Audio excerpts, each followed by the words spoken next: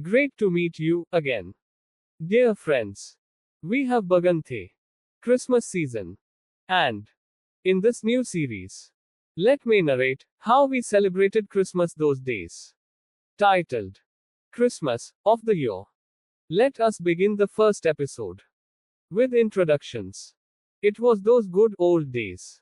I am saying this because this was during my school days. I was around 10, that time, as kid still. And my siblings. Jerry was 6. Raj was 4. And Naveen, a now celebrated and strict Catholic priest. Celebrated for his devotional discourses. Strict in upholding Christian tenets and values. He was then a few months old, a sweet little cuddly ball of love to all of us. Even today, he is. But with a cassock. To us, Christmas was not just a one-day celebration.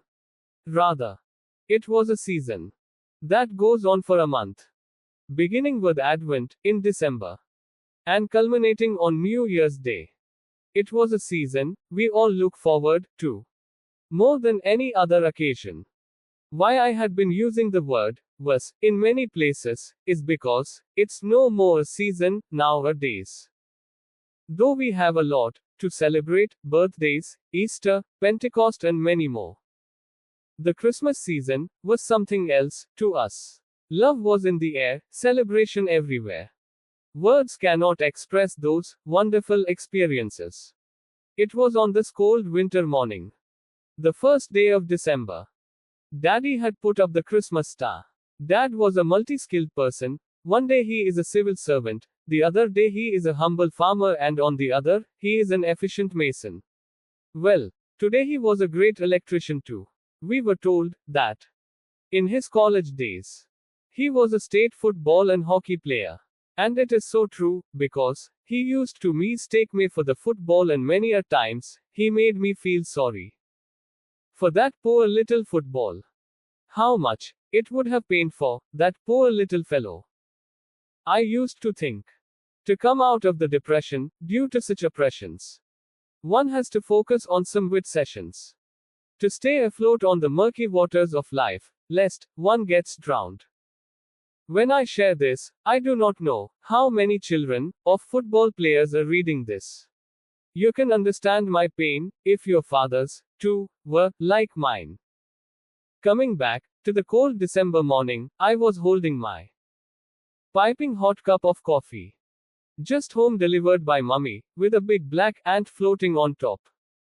Poor fellow, I do not know how he landed in my cup. With a heavy heart, I unloaded him, wondering. No funeral, no mourning, for these poor little ones. One must never be born an ant.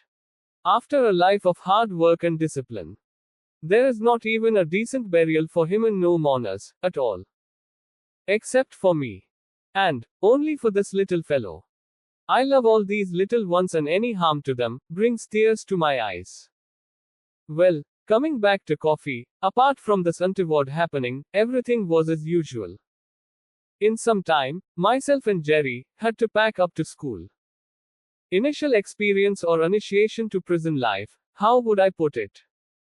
Earlier, our good housemaid Akkas, in colloquial Tamil language, it means elder sisters, very affectionate and kind people, used to walk us to school, holding our little hands. Dad had, by then, I mean during this period, purchased a second-hand, off-white and leaf green, Lambretta scooter. So, he dropped us in school and picked us up. In the evening, wherever Dad plunges the scooter into some object, he was just learning to ride, only the opponent gets injured or dented, whatever. So strong our scooter was. On cold mornings, Dad used to keep kicking the starter pedal to bring the scooter to life. It was a signal for us boys to get ready to go to school. So, we put away all our study material, instruments and equipment, into those big school bags, larger than our size. Multiple times larger those huge study materials were, for such small little brains to comprehend. A weak heart would anytime get a massive heart attack. We were ready, all suited and booted up, to go to school, and Dad announced, "This evening we are going Christmas shopping." Happily, we took off with Daddy to school, on our white and green Lambretta scooter.